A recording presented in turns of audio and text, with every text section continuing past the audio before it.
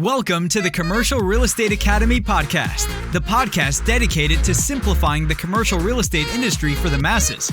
Each week, we sit down with industry experts to dissect the many facets of commercial real estate and extract valuable lessons you can apply to your business.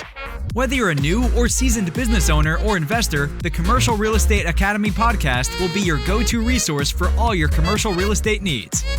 Now, here are your hosts, Raphael Collazo and Jeff Walston. Welcome to the Commercial Real Estate Academy podcast. I'm your host, Raphael Collazo, here with my co-host, Jeff Walston. How's it going, my friend?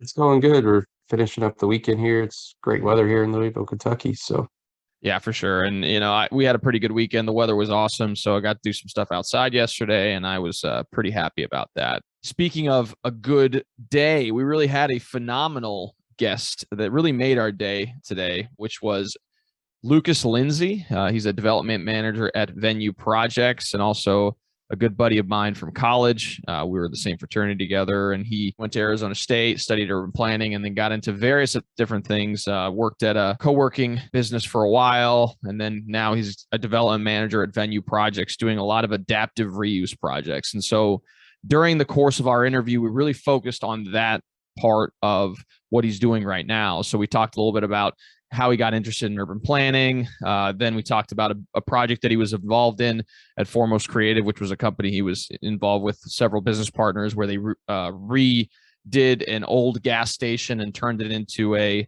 restaurant and, retail type of business, which was really cool to talk about. Then we dove into his experience as a development manager at Venue Projects, where he talked about one of the big redevelopment projects they did where they pretty much redid two old office buildings and converted them into functional hotel business, used creativity when it comes to the architecture and really is becoming a great asset or addition to the Phoenix community. So really, we talked a lot about, adaptive reuse, and it's something that I'm very interested in. I know Jeff is very interested in it as well. And, we had a really good conversation about that. So what do you think? Anything else you'd like to add to that, Jeff? I'm just excited for the viewers, listeners to dive in on the little sneak peeks of how he actually marketed one of his reuse projects. It's very unique. So I can't wait you guys to listen and hear what they did to draw attention to that particular project. And there's many more things we could talk about in this intro, but I think it's important for you guys to really dive in and listen to all the insights that were provided. So without further ado, let's go ahead and dive right into this episode. Hey, Lucas, how's it going? How are you guys? Good. Can't complain. So I kind of gave them a high level overview of who you are, but can you tell us a little bit about yourself and, kind of the backstory leading up to today? Sure. Yeah. I mean, as you mentioned, you and I go way back, Arizona State. I started there in 2007, graduated in 2011. I studied urban planning. I've always studied planning through school. The process of urban development and kind of the regulatory framework around that power structure of cities has always fascinated me as a concept. I never wanted to be a planner, but I was kind of bumbling around that world trying to figure out where I was headed. I thought maybe I'd go into consulting or some of the more private routes that you can do in planning and engineering. But before my senior year, I lucked into an internship. I just kind of cold applied to an internship. And this would have been 2010 in the depths of the recession in Phoenix, which was obviously one of the hardest hit markets from the boom and bust cycle of the 2000s. And there was this startup real estate company. They were also a GC and builder. They were hiring their first intern. I applied for that and managed to win that opportunity. And then I ended up working for them part-time and then full-time after graduation for a couple of years before I then went on to grad school. But that's really what kicked off my experience in commercial real estate and really opened my eyes to the fact that there was this whole world out there of people who owned properties, renovated properties, managed properties. I'd been studying it at just an intellectual level and a zoning type of level, but this was really down in the weeds, like guys in trenches, guys swinging hammers, feeling the outcome and the product of their work, seeing something change, over a short period of time, and then seeing people interact with it after it had been repositioned. And that was just this sort of intoxicating thing for me. And I didn't grow up with a lot of people that own properties or small businesses. So I didn't really have that perspective. I just had the perspective of a W-2. And again, it just kind of blew open my mind, that first experience. And that set the stage for everything else I did, I guess, over the last decade. That's awesome. Yeah. And I can speak to that as well. Like I didn't necessarily have any experience in the commercial space prior to getting into it. And I feel like a lot of the times in the commercial arena, and you can speak to it in Phoenix, but at least here in Louisville, it's your father or your grandfather or other people have been in the business for quite some time. And that's a natural progression of getting into that career field. And there's nothing wrong with that. That's how it's usually been. But, it's nice to see people getting into this arena that don't necessarily have that background, but they can bring in new ideas and thoughts to progress the industry forward. So that's awesome. I don't hold anything against people that come from that background. I mean, in many ways, that's the goal, right? Like someone told me once, be the investor that you wish your parents had been. And that's so that we can set the stage for the next generation. And I just had my daughter, first child in the last year, definitely changed my perspective. I used to have wealth goals and things I set for myself just as motivators. And I was talking to some guys after I had my child, and I started to reframe that and think of it as what could I pass on instead of what could I have for myself, if that makes sense. So I can definitely relate to that when you have your first child and kids, that how it changes your motivation, your goals for such things. When you were explaining like what led you to the urban planning profession and stuff, what exactly was like the main attraction? Was it just that the allure of building, or what got you into that prior to actually being on site and seeing the magic, the hands-on? Yeah, I started in creative writing. So I came to college wanting to be a novelist, and I left wanting to be a real estate developer. So nice. I definitely had a radical 180 in my. I turned a little more capitalist over the course of college, that's for sure. Okay. But how did I get there? I think in reflection, I realized that I grew up in Michigan, in kind of the parts that were deindustrializing. My family, uncles, grandparents, et cetera, worked for General Motors over the years. I'd seen people be laid off. I'd seen a lot of the cities go into decline. And I think that affected me a lot, seeing how places lost out. And I was interested in revitalization and how to make communities better again. And when I would go back home, people would always say stuff like, "Oh, we need you to come back here and help our cities, help where we're at." My grandpa used to take me and drive me through tours of Flint, Michigan downtown, and show me what used to be there and show me the neighborhoods that have turned back to just grass park lots, basically, just demolished homes. I think that affected me a lot. It got me interested in how do we build better cities, more resilient cities, and how do we make use of the things we have to take the next step forward. So that was my perspective. But that was, again, just a concept. And it was once I linked up with these guys who I actually now work again for today, 10 years later, I boomerang back to Phoenix, work for this redevelopment company. They kind of gave me the more hands-on skill sets and tools of how to actually operationalize that, how to make that happen on the ground, how to bring that concept to life through real estate. And the recognition that, yes, it is a wealth creation tool. It is a way to make money or preserve capital or avoid taxes or whatever it is. But at the same time, it also has a ton of ancillary impacts on neighborhoods and communities all around, and try to be respectful of that. And frankly, leverage that too to create cool places now and then. But that's awesome. Yeah. And you mentioned that in several ways, but could you tell us a little bit about what adaptive reuse is? Because I know that's something you guys do on your end. And then how do you assess a property and determine what the highest and potential best use is for that? Yeah, I mean, adaptive reuse, that's definitely what we have specialized in. So I work for Venue Projects based in Phoenix, Arizona, and they started in 2008.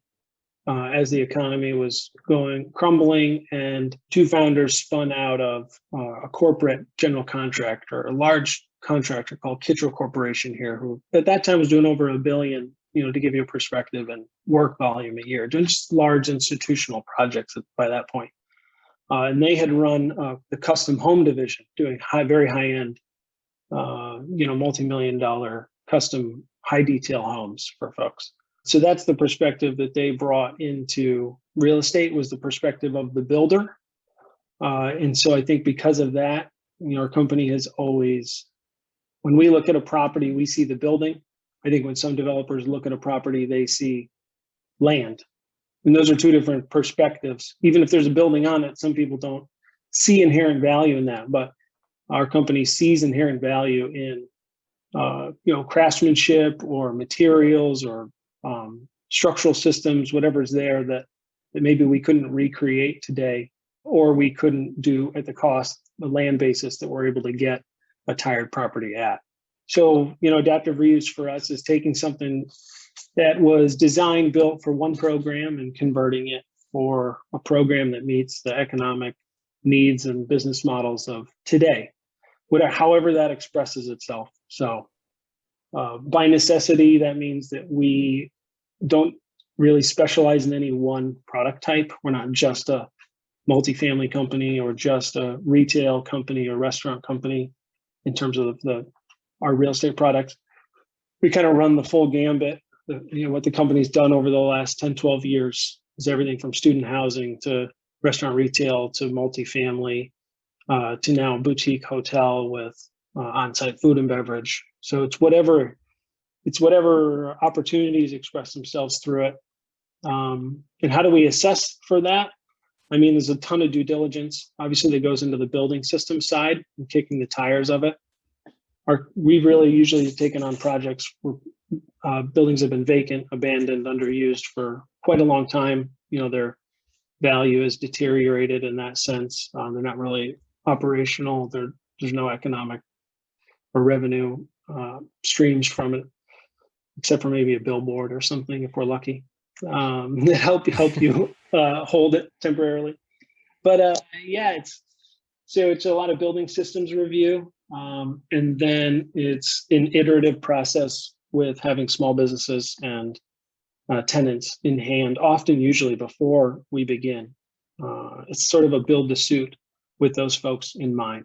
It's not often that we've done a speculative adaptive reuse project and then lease it up or fill it on the fly or afterwards. It's usually done kind of hand in glove with tenants. In some cases, spaces have turned over as those projects have aged, but for the most part, it's the original tenants and operators that are all in that. And of course, that's a reflection of the fact that we've been operating less than 10 to 12 years. So most of those businesses are still within that first life cycle. Yeah, I know. And just having them in your pocket as you're approaching for financing, I talk to bankers all the time. I mean, that's something that they look for, because if you're looking to buy a vacant building, like you said, it's a speculative project, and that is a huge risk for most banks. So a lot of times they don't even want to look at the property unless you can say, hey, look, we've got 3 or 4 or 5 tenants lined up. That's going to cover 85 or 90% of the space. Therefore, they can start using some of that to project out what your debt service is going to be and whatever else. So it makes it a little bit more attractive from the banking perspective as well. So, yeah, absolutely. And speaking of the adaptive reuse projects, I believe that you worked on like an old gas station before. So it's a different company. It's something I did with friends and partners in Florida when I lived there. Oh, nice. And can you explain some of like the obstacles you may have to overcome with that particular project? And if there's anything that was you didn't see or you need to look into, or just some of the obstacles basically. You mean like after everything was said and done on opening weekend, our toilets backing up when we had lines out the door to experience it on the very first night? Oh no. Open to the public. That's not good. That type of obstacle. Well, I mean, the next morning and tearing up the parking lot to remove an obstruction from our plumbing line. Probably some mason who threw mortar down there. Yeah, that's definitely an obstacle for sure. Yeah, no, that was a fun one, but yeah, that was a really fun, cool, different type of project. And actually, in that case, that was done under company foremost, as you mentioned. Yeah. with myself and a couple of partners in Tallahassee, Florida. My wife and I were there because I was in graduate school, again, for urban planning, because I couldn't let that go. My wife was getting her PhD there, which she has now. And we drove by this one abandoned gas station quite a bit to go to this co-working space and business incubator that we worked at and that we ran. And it was just one of those properties that stood out. If you're familiar with the Incremental Development Alliance, that organization that trains small developers around the country, they call those buildings somebody oughtas, which is the building you drive by that everyone says somebody ought to do this or somebody ought to do that. So it was one of those buildings, and it was actually just on the market with a sign at the corner. And I think the fact that it was an abandoned, for quite a decade, abandoned gas station, probably with environmental issues, made a lot of people not even call the number on the sign, not even call the broker. We did, though, and it turns out that the guy who owned it before us actually owned an environmental cleanup company. And what he did is he identified properties that were on the state register for, DEP, Department of Environmental Protection in Florida or whatever it is in any state, and basically took them down, awarded himself the contract to clean it up. And that was the way that he value added properties. He wasn't really interested in redeveloping them afterwards. He was creating cash flow for his own company. Anyway, he got hit in the recession and downturn pretty hard. But so he was offering that property at a discount to pay off some other things he needed to pay off. And that opportunity worked out. And I think the only reason it worked out is because we got it at such a good basis. But again, it had already been cleaned up and it was ready to be reused. So purchasing it was not too big of an ordeal. But finding the right tenant and the right partner in that case, that's something we did do mid-construction. We had a very clear sense of what we wanted. And in a smaller town, there's only so many operators. So it was just a matter of finding the right operator. I think that was probably the biggest challenge, is recruiting someone to share that vision with us. And then, of course, operations is where the rubber meets the road. So a lot of it's on them. And so we had to find the right person. And being in a place with very few people to pick from, we were lucky to get one of the best restaurateurs in that community to sharing that vision. So that's probably the hardest part, is pitching them and doing that. But we had done a number of very interesting community outreach events, pop-up art shows, pop-up DJ, late night dance parties. We had put up boards all over the building and had people write what they wanted the building to become. So we'd done some community outreach that had garnered local press and things, and that probably helped us recruit a partner. Yeah, I mean, it sounds now very... it's a I didn't even say what it is, but it's kind of a bar, community events, farmers market. It technically has two tenants: a bar operator who manages all the events and programming as well, and then a small gourmet mac and cheese shop who provides the food on site.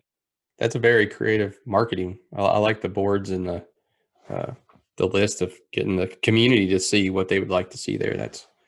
I think that came out of, honestly, studying planning and community engagement, public participation processes. And we always talked about how to be more creative about it. And I had found some examples. There's a cool group, at least back then, called I Wish This Was. And they created little stickers that could go on buildings that anyone could walk by and write on. I wish this was blank, and then people would write on it. Nice. So we just did blown up versions of that on plywood sheets painted white. People could Sharpie, I wish this was such and such. And that was just a lot of fun, and frankly, very inexpensive. You have a generator, food truck, some music, you get some people out. We had artists do a competition. Same thing. We had a bunch of plywood sheets up on the wall, and they called it Battle of the Boards. And there was a theme. The artists showed up. They were given a theme. Then they had 1 hour to draw something. And then there was like a community vote on which one won, So it's just a cool pop-up event, something unique. Get people interested in it. And at the end of the day, inexpensive. Yeah, and that's the big thing, is getting people invested in the project. Because again, you can see the project happening down the street, but if you've had your input, if you've been to the site and you've engage with the people who are doing this, the development. And, you provide feedback. When that thing opens up, you're going to be telling everyone about it. So that's what I did for like my book, where I shared my cover with an audience, and then they get their feedback. They say which cover they like and whatever else. And as everything starts to evolve, now they're much more interested in seeing the final product. And, like you said, that just builds engagement. And I want to also highlight the fact that you inquired about something that a lot of people probably would steer away from, which is, gas stations, dry cleaners. When people think of those two types of businesses or buildings that had those types of businesses, they kind of get scared because of the environmental issues. Because when you start dealing with some of these properties, if there's a significant amount of contamination, it could cost you a fortune to remediate. So the fact you're able to identify that and determine that the remediation or whatever the environmental issues had been dealt with, I mean, that obviously presented that deal to you. So. Yeah. And it is scary. I mean, if you're not an expert in that arena and you haven't been exposed to that, we talk to a lot of people at the state, but anytime you talk to officials like that, there's always a sense that like, okay, well, they're answering the question I'm asking, but maybe I'm not asking all the questions.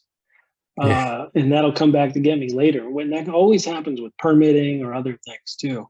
And so there's always this nagging sense like, am I doing all my due diligence? So certainly if you can have not necessarily a full-time consultant, but someone who's had that perspective, who can throw you a bone and help you out with the right terminology and processes, it's huge for first timers in that sense. So you mentioned you're working, correct me if I'm wrong, are you working at Venue right now?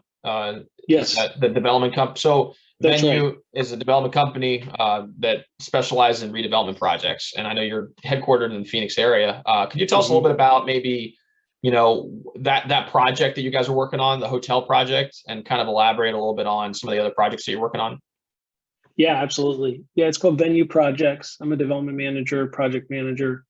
We're sort of a dual threat in that we're a GC for ourselves and for select clients, often doing reuse projects, again, for ourselves and clients, and then also a developer. So it's kind of, honestly, it's really 50-50. The construction company is what has always helped sustain kind of the overhead. People with small scale development companies, I think, are challenged, especially between deals, to maintain cash flow. And that's why a lot of them are small shops with very few employees that are not principals or owners in deals. We have about six people and then some part-time.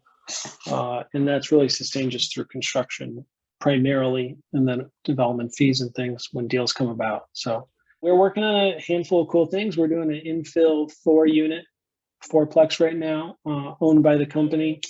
And that's going to be a combination of short-term and long-term rental in a central Phoenix neighborhood that's very well located. It was a single-family house, but it had multifamily zoning. So we're experimenting with missing middle infill. If you're familiar with that terminology, that kind of certainly sub-institutional at 4-unit. But the kind of incremental next step in development that a lot of our neighborhoods used to have. We're interested in experimenting with that with housing as we create more housing in the Phoenix area. So we're starting to have shortages of that like anywhere else.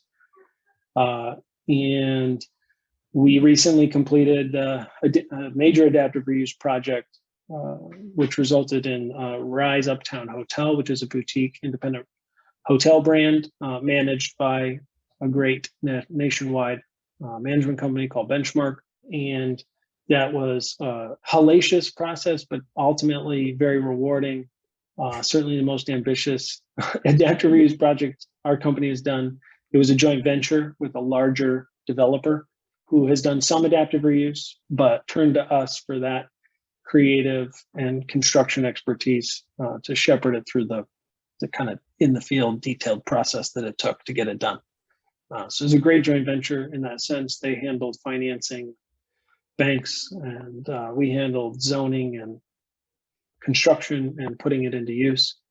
And it's just been a good partnership. But yeah, I'd love to talk more about that project where it's now operational and it has a coffee shop, a popsicle stand, and a rooftop cocktail bar and a poolside bar and restaurant.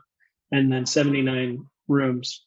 And the 79 rooms are in two former office buildings that were late 50s, early 60s, very mid-century modern styling. And those were converted to hotel rooms. The floor plates of the office suites, for the most part, 300 some square feet, converted quite well to the layout of, at least to the size of a hotel room. But we definitely can chop those buildings up, and all new systems, ground up, everything on site, all new infrastructure, really just structure that we took it back to and rebuilt from there. Even changed pathways and way people ingress, egress, had to add a lot of stairwells, kept the historic elevators. That was fun. Just quite the process. So had every little bit of anything on that one. Imagine. And I mean, in that sense, you already had the hotel group in place as you were going through the process of redeveloping, or was that something similar to what you did? Okay. So did they approach the larger developer, and then the larger developer brought you guys in, and then you guys together took down the project? Is that how it occurred? It's a funny story. So the two office towers, which were like a 3-story office tower, they were adjacent to each other, two different parcels. Developed in the mid-century by the same developer and builder, but different architects, and then sold off and put into use separately over the years. But we're both sort of in the same tired state with waning occupancy and just small mom and pops. The buildings were definitely on their last leg as an office building, and with a lot of deferred maintenance and stuff. The guys I work for, John and Lorenzo, who own Venue Projects, purchased one of those buildings whenever it was, in the mid-2010s, with an eye to hopefully acquire both, but if necessary, do something with the first building. And this building, these two buildings are, for context, right next door to a different Venue Project property that was completed and in use. And so this is kind of a corridor neighborhood redevelopment vision for working along the new Phoenix light rail in a certain part of town that's changing and infilling. And they got approached by the joint venture partner, Vintage Partners. At one point, Vintage said they were looking at a large purchasing a portfolio from someone who had multiple retail properties. They really wanted the retail properties, but in order to take down the portfolio, the guy was forcing them to buy also this office building they didn't want, which happened to be the office building next to the building John and Lorenzo want. So at this point, the two companies had never worked together, but of course, they know each other. They're networked in the same Phoenix real estate community, respect each other's work. So Vintage said, hey, if we take this down as part of this thing, basically, could we work a deal to get it to you? We know you want to assemble these two. And then through a long series of events, Vintage's deal fell out on all the retail properties. They ended up only buying the office building. So I think they took down the office building as a show of good faith towards the portfolio, and then the portfolio ended up falling through. I don't know why. And so then Vintage turned to Venue and said, hey, we both have a property.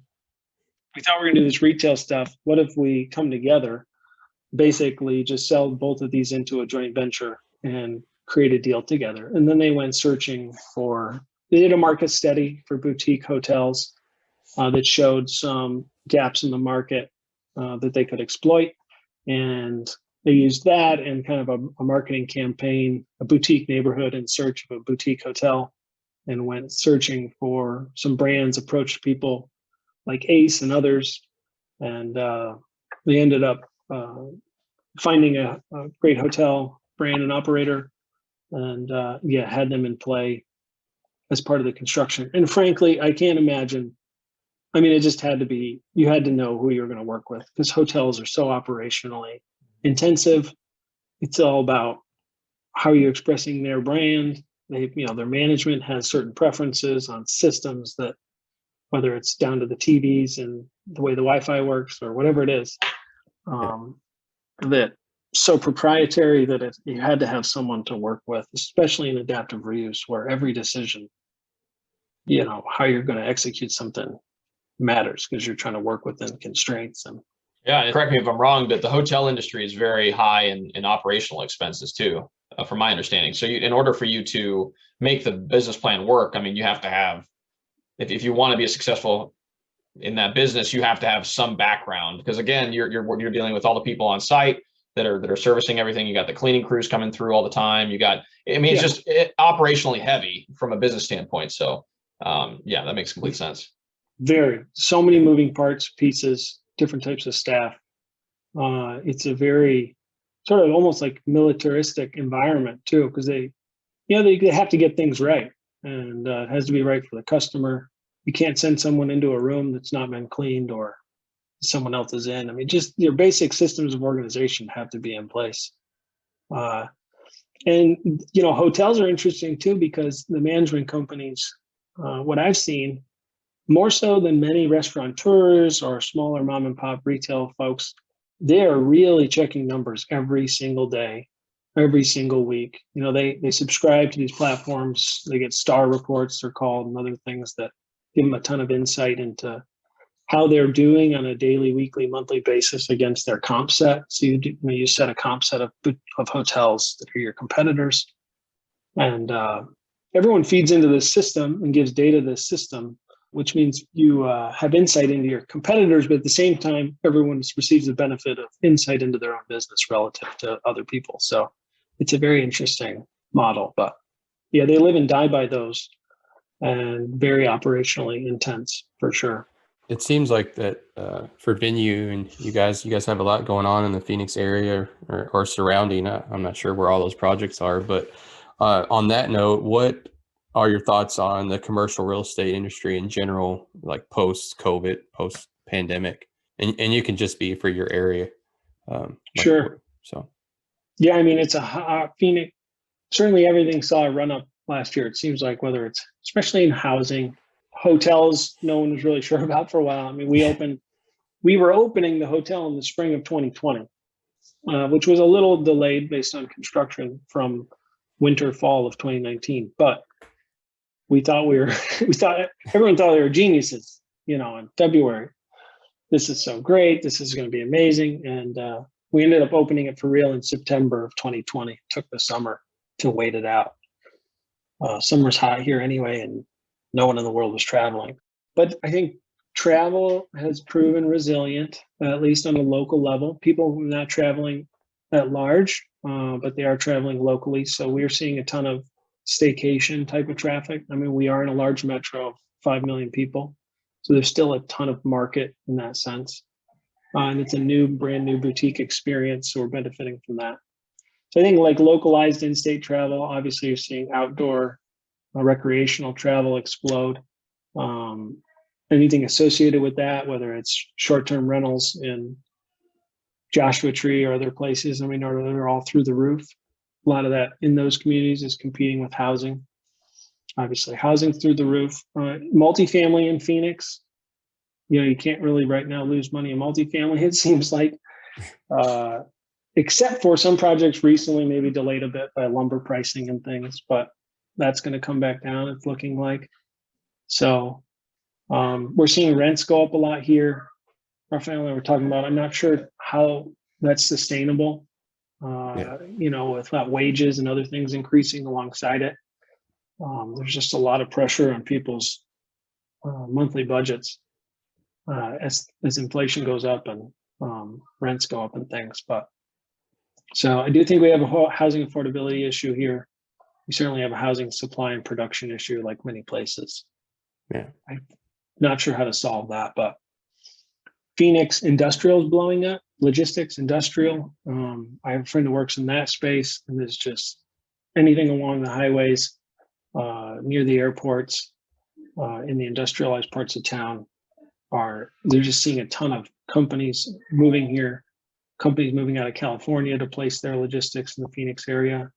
We're getting microchip manufacturing and things from South Korea, putting big headquarters here. So I think the Phoenix economy is diversifying in ways that people who don't live here would find unexpected. And that's great because we desperately have needed that. So we are getting a lot of people that move here genuinely. It's not just people buying second, third and investment homes at zero money down, like in the mid 2000s. Yeah. There's genuine bodies moving here for new jobs and things. But at the same time, we have the same problem as everywhere else, where that low middle class set of our economy that works in service jobs and things getting priced out and whatnot. So trying to deal with that. I'm seeing a lot of activity, and this is happening. I talked to Beth Azor, who's an investor in Florida a while back, and she was telling me, and I'm seeing similar things happening where you're starting to see a lot of like bank branches that, they're starting to reduce their presence as a physical location, and those are being converted into like restaurants because of the drive-through components of bank branches. So adaptive reuse, right? It's like creative reuse of existing projects or existing buildings. So, but yeah, I mean, there's a great pizza place here called Federal Pizza that has a drive-through from an old Federal Bank building or whatever it's called. There you go. I mean, and again, there's inherent value in the building because, like you said, construction costs are very high. So if you're able to find a project where you have a bank branch that, has multiple drive-throughs or has the capability of being a drive-through, there's maybe a potential opportunity to convert that into another type of use. Because again, like you said, drive-throughs right now are going in the retail space in particular are very attractive. I agree. If you can find that, that's a big deal.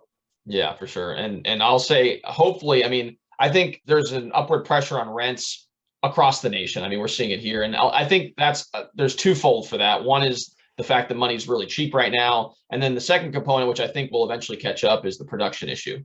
So hopefully as production continues to improve for, these types of residential properties, we'll start meeting supply. And at that point, maybe there's going to be some more downward pressure. And I think at a certain point, the Fed is going to have to do something as far as interest rates are concerned, because you can't continue to experience a sizable amount of inflation without the Fed at least trying to do something about it. So I'd imagine that it's going to correct itself at some point in the near future, but who knows? Yeah, I mean, I am not a macro level economist by any means, but it doesn't make sense to me how at some point rates have to go up when things are good so that they can go back down when things are bad. So to me, that seems like a straightforward idea. And I know it's not that simple, but I hope it's not just politics that keep it low. Yeah, you're right. I think there will be something that comes down the pike in the next year or two, but yeah. So one thing I wanted to ask you is there are people that I've talked to, and I know Jeff and I are interested in this as well, but what advice would you give to someone looking to do an adaptive reuse project? Maybe they're looking to get in development and they identify a building that could be a great potential XYZ. What would you give them advice on?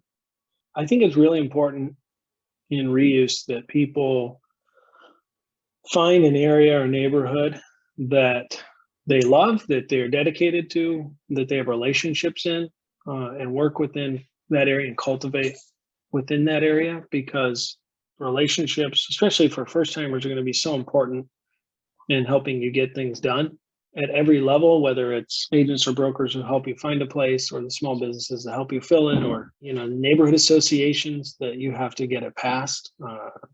Often with adaptive reuse, unfortunately, the way it has turned out, at least in my experience in Phoenix, they're not really buy right projects usually, because there is some element of you doing something unexpected with the property, even if it has broad commercial zoning, coming down to the site development standards and how you make something fit within certain setbacks, or changing parking program and trying to align that with the existing site. It often necessitates variances and other things that create public participation processes. So having trust in a few people in the neighborhood who know you and can vouch for you is really going to go a long way, because I think there's a lot of skepticism for various reasons around development in the neighborhood community. There's been a lot of people who just try to swoop in from out of town and force projects on an area, and or at least a perception of that. So I think having those firsthand relationships is huge to being successful. And then if you're just starting out, I would say start small too. So, your first deal is not going to be your magnum opus or whatever. Sure. Nor should it have to be, nor do you want it to be. Earning trust in some local relationships is really huge. with reuse, because most people will be very skeptical of someone brand new to it. A lot of people have ideas about how to reuse a building. So, it's the execution that matters, and people want to see that execution before they vouch for you. I mean, you brought up bankers. Certainly no one is more skeptical than bankers. And that's, they're protecting other people's money. That makes sense. And they want to see a track record. So that's the catch-22. So starting small is important.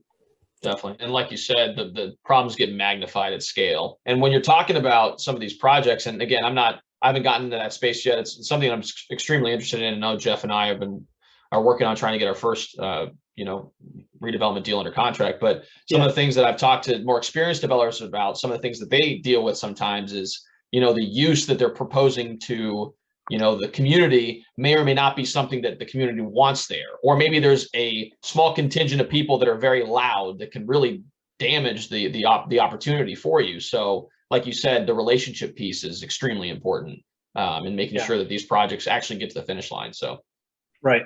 And it sounds to me like you guys are doing it the right way. I mean, you're based in a community. You're probably going to be working within that context. You have a variety of skill sets. You bring commercial real estate at a finance and broker, leasing, marketing level alongside construction expertise. So, you're hitting on a lot of the points. Like it takes a diverse team to get things done. And if you don't have it internally, you have to hire for it, whether it's a zoning attorney or a GC or whatever. So you have a lot of advantages, I think, the way you're structuring. And that's what I've seen with the company I work with. They're able to do what they're able to do because of their custom construction background and understanding of problem solving in the field, at least as I've seen it. And where we've learned along the way is more kind of the finance side and stuff, which is why having joint venture partners like Vintage is so valuable to us, especially on a larger deal that's more complex and not your traditional LLC with a couple of investors on a smaller project. Absolutely. I mean, I definitely agree. A diverse team is definitely beneficial to get into unique projects for sure. I know for Raphael and I both are curious as well. I know you gave great advice there. What would you say, like, to direct someone to best resource for getting into adaptive use projects for the people that are interested and want to learn more? It's a great question. I think that ULI has started to do some great things in this space. They have a small scale development council, and they just put out a book actually called Small Scale. Maybe I'll link to that and some of the resources I provide. Written by Jim Hyde. He profiled small scale developers around the country and does a great job, not just talking about their projects, but also how you structure the business itself and the challenges of that business. So I think that's a great resource, especially if the annual ULI membership and all that's too much for you at this point. The book is maybe a good starting place. And then there's another organization I mentioned earlier that I find inspiring, the Incremental Development Alliance. I think it may be incrementaldevelopment.org. And they provide trainings in different cities and regions around the country, training people to be small scale developers working in their own backyard.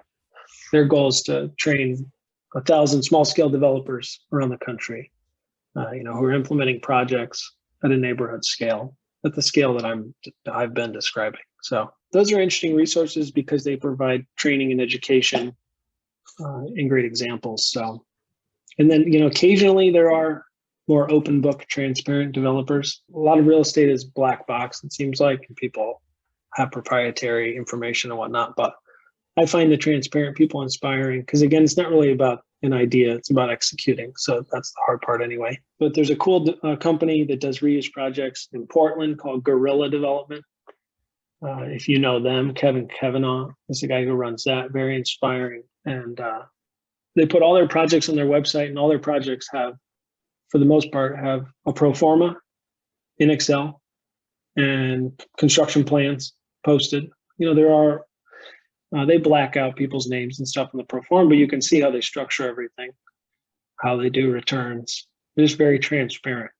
And that's cool to see, people doing that, and they do one-off projects. So how are you going to copy some really interesting, flat iron type building they found on a non-gridded street pattern in Portland?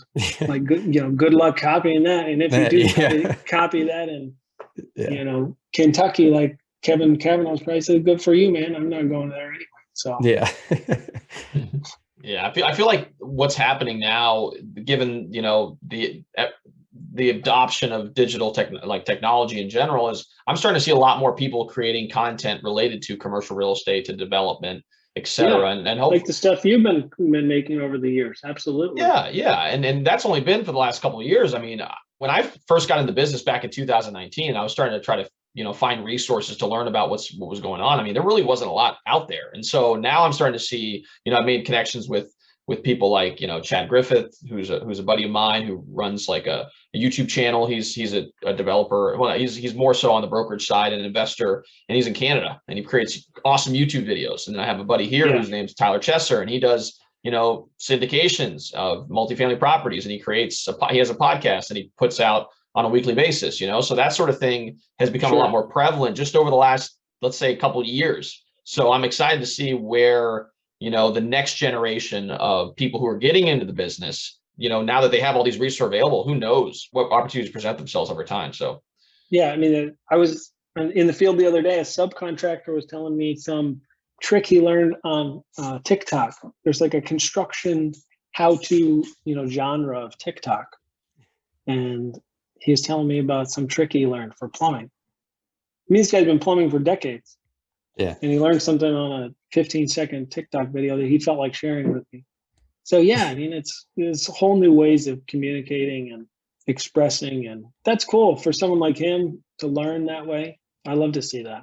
That's awesome, man. Really. So one thing we like to ask near the end of the podcast is what's one of the most profound books that you've ever read? It doesn't have to be real estate related. We like sharing, great resources with people as far as, insights into what books to read. So if you could share that, I think that'd be awesome. Man, I know exactly what book I want to say, because I've read it multiple times, and it really had a huge impact on me, continues to, and that's How Buildings Learn by Stuart Brand. I actually have it on my desk here next to me. That's why I looked over real quick. Just an excellent book. I think it was maybe written in the 80s or 90s, but he does an amazing job of showing like the life cycle of buildings over 10, 20, 30, 100 years. And he profiles a ton of different neighborhoods and buildings that have changed, how they changed, how the way people use buildings affects how they change. And he starts to try and suggest or design like a way of designing and building that is more adaptable than not. So his idea being, if you reduce the friction to change, that obviously will save more and reuse more buildings. So that was important to him in writing that book. And it's just an excellent book. I really, really enjoyed it. He breaks down the like 5 or 6 different layers of a building and the pace at which those change differently, which was a really interesting insight to me. Everything from the stuff inside all the way out to the site, and how sites are more of a generational change. Like that happened at our hotel. A once in a 100-year investment of light rail triggered a reorientation of how the entire site could be used relative to this context. It was now in a new site level context. And that's like one thing that caused a change. And then we instituted site level changes that similarly are not going to be changed. They may someday change, but they won't be changed for decades. But at the same time, as the more you zoom in to different systems, whether it's MEP, and those have technological changes over the years. He talks a lot about IT and technology infrastructure and how that changed, how a lot of buildings had to be retrofitted because of that, in the 80s or 70s, whatever it is. Anyway, so just interesting, the different way buildings change, different pace, and How Buildings Learn. Great book. That's awesome. Yeah, and we'll include that in the show notes below. And one book that I just recently read, which I found very interesting, was Walkable City. By Jeff Speck. Jeff Speck. Yeah. So it's super interesting because, again, you don't think about it's very easy to just think, oh yeah, we just need to build up everything in this area, and naturally things will be okay. The aspect of walkability of a city can really improve, the neighborhood as a whole. And from an economic standpoint, it can be very profitable, in particular when you're talking about retail uses. Sure. So it was a super interesting book. I'll include that in the show notes below as well. Yeah, that's a great book. I just was saying on Twitter last night that nothing will radicalize you about safe street design more than having to push a stroller around. Like the minute you're out on a street pushing a stroller, you're like, these places, these are not designed for anything but, the car speeding by. Yeah. So, which is what his book's all about. Another thing that we have here at the Commercial Real Estate Podcast is what we call a treasure chest. It's a repository of things that we ask people to add to the group. It could be something pertaining to redevelopment project in such a way that would help, just a resource essentially to give to the listeners and viewers on our website. So I didn't know if there was something that you had in mind, and maybe we could. Yeah, I might include maybe some of the things I mentioned, like the ULI book and other things. And we have some case studies of our properties that we might be able to share. So we'll find something. Yeah, that would be a great resource. I know I'd be interested in a case study. If you guys can share that, that'd be great. Yeah. Actually, one of our properties is case study in that ULI book. Oh, nice. Oh, wow. Yeah, in the small scale book. I don't know what chapter, but yeah. Yeah. Well, hey, man, first off, I just want to thank you so much for stopping by. It's really refreshing to get to talk to you again. I feel like we definitely should keep more in contact. I know I was telling offline that the last time I follow you from afar. I follow you on social. I know, but it's good to see you. We need to catch up. No, we do. We will, for sure. And I was mentioning that the last time I ran into you, I think, was back when I was living in DC, and I just randomly ran into you and a group of our fraternity brothers at this bar that was showing the ASU U of A game. So it was awesome just to kind of just show up. You never know when you're going to run into a Sun Devil at a bar. Yeah, it's a pretty high percentage. It could chance, happen right? in any bar in America. That's awesome. So if people want to learn more about what you do, maybe get in contact with you, what's the best way to do that? They could check out our company, venueprojects.com, as a website with, our team, some of our projects as examples. It's a good starting spot. And then I'm probably most active on Twitter at Urbanist with no A. Urbanist with no A.